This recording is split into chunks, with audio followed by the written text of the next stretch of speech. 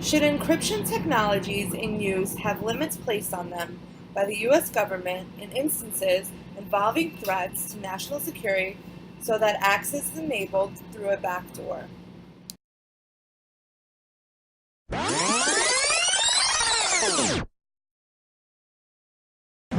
What is encryption? Encryption is the process of encoding messages or information in such a way that only authorized parties can access it. What is a backdoor? A backdoor in computing is a method of bypassing the normal method of authentication. Backdoors are usually inserted into a program or algorithm before it is distributed widely. They are often hidden in part of the design of the program or algorithm. In cryptography specifically, a backdoor would allow an intruder to access the encrypted information without having the correct credentials. The backdoor would either A. allow the intruder to guess the access key based on the context of the message, or B.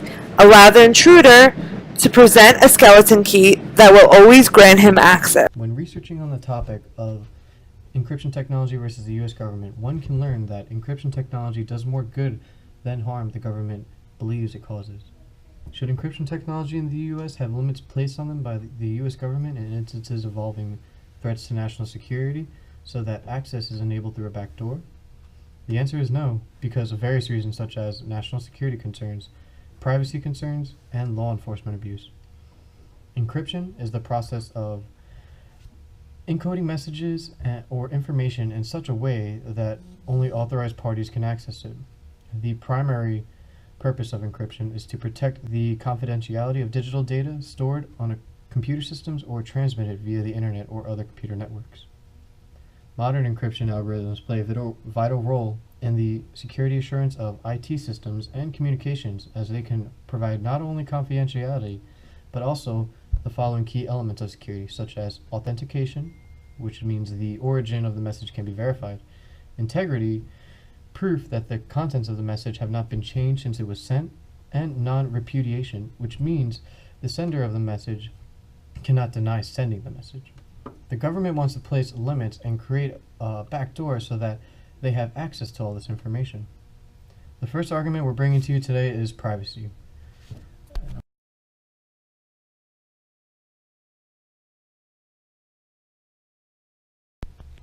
The first argument we are bringing up is privacy. As American citizens, we have the right to privacy, and the government is obligated to uphold our civil liberties. We have a right to communicate privately with others without having the government or law enforcement looking through our texts, emails, and listening on our phone calls. Opening a backdoor will infringe on our Fourth Amendment rights and make it easier for not only the government but anyone to hack into our computers and phones. We entrust companies such as Facebook and Google to keep our personal information such as our searches, our emails, our phone logs, safe. In the film United States of Secrets Part 2, we learn how the NSA went overseas to breach Google's fiber optic network and install a splitter so that they can collect all the metadata flowing through without even Google or the general population, us, being aware.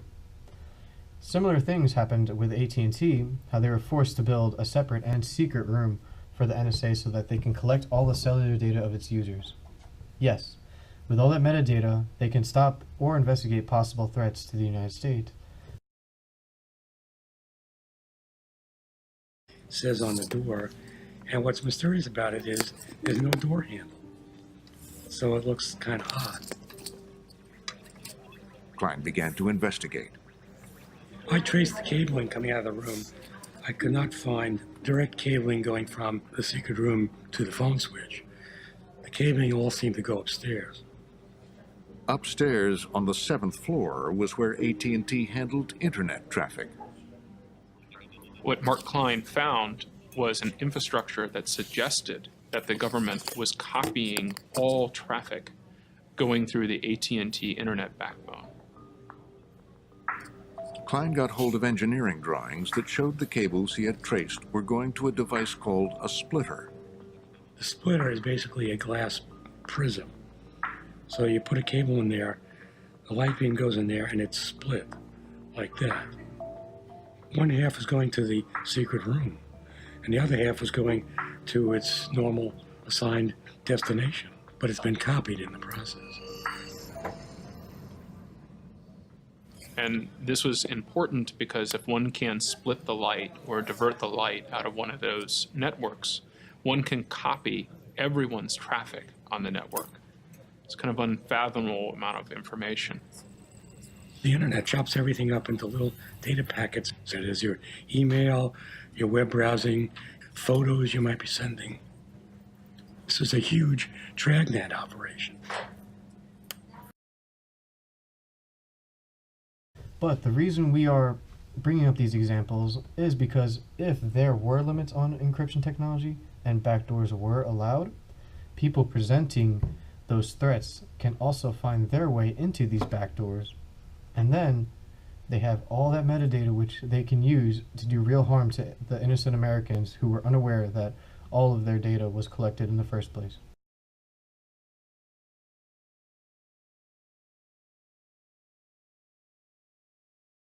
The next argument is law enforcement abuse.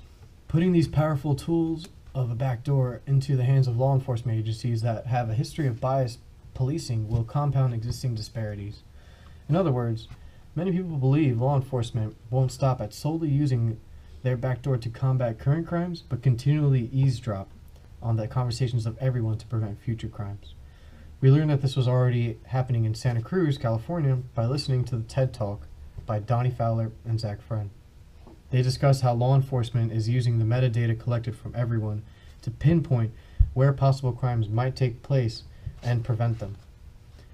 Even though their system worked and it did drop crime 19% in Santa Cruz, it is still infringing on everyone's Fourth Amendment rights to be secure in their persons, houses, papers, and effects against unreasonable searches and seizures. Their system was proven not to be completely secure anyway because while they were trying to demonstrate their system during their TED Talk, it was hacked in a matter of seconds. There's even a video showing that, and we'll show that to you. As easy as logging into email, and if any of you, since these are all techies out there, hack this, I will find you.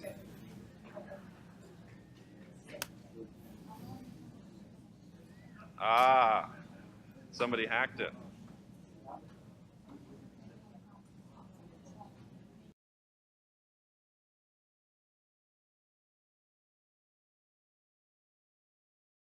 Another issue we have with backdoors is that if there is any vulnerability and it was exploited, it takes years just to resolve the problem.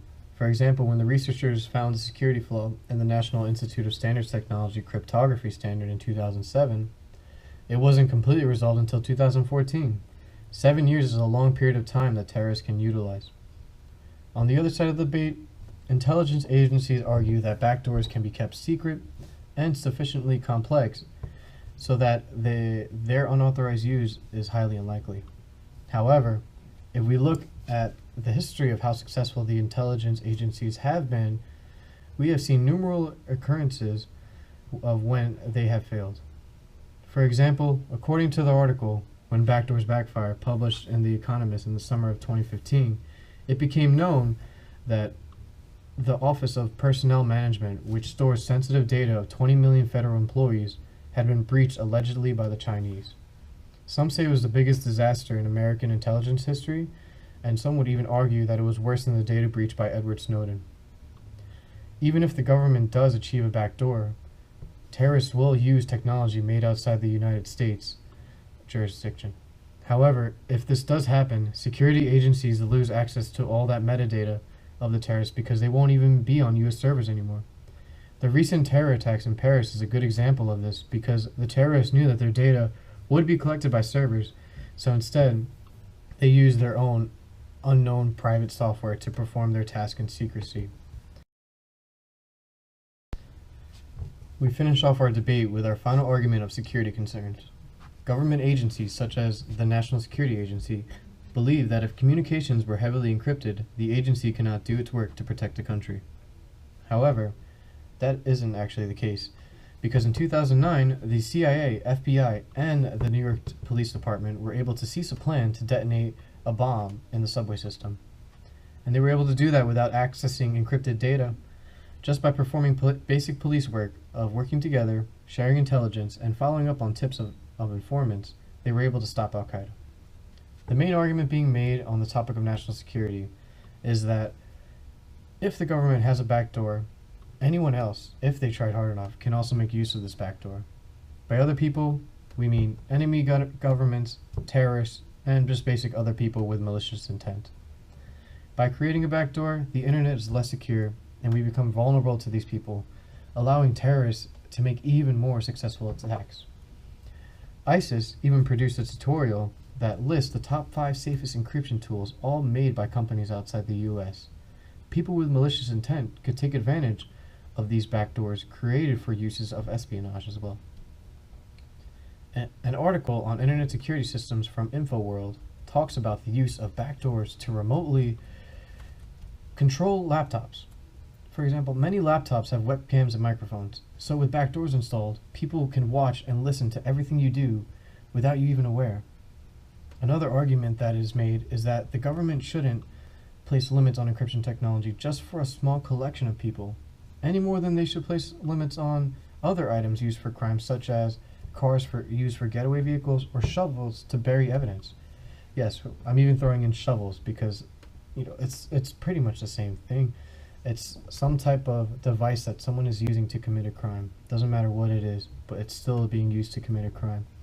And so for the government to solely put limits on one thing, they might as well put limits on everything else.